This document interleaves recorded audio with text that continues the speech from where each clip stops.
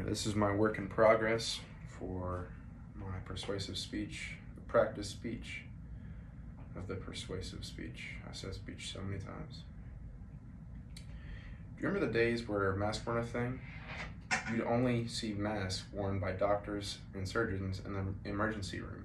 Do you also remember when you didn't have to be 6 feet apart from your closest cousin or your best friend because of a stupid virus that was like a re-modified version of the Black Plague from the 1300s in today's world?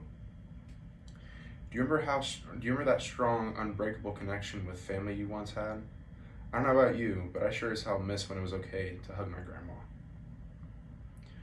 Connection with family and friends is what keeps our minds mentally stable as well as happy and safe and sound. In our world today, connection has been lost more than it ever has been in a long time due to COVID-19. The mental health of the United States has dropped significantly since this virus grew around our country.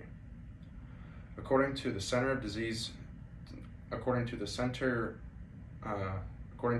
for Disease Control and Prevention website, or CDC, anxiety, depression, and stress levels have gone up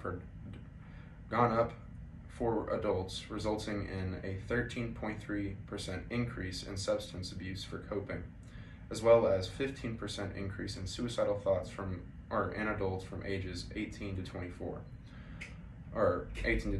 from isolation due to quarantine, or from isolation in quarantine due to the coronavirus.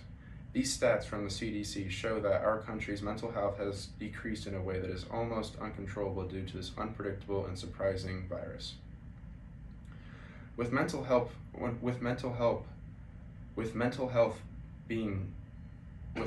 dropping, connection with family and friends is no longer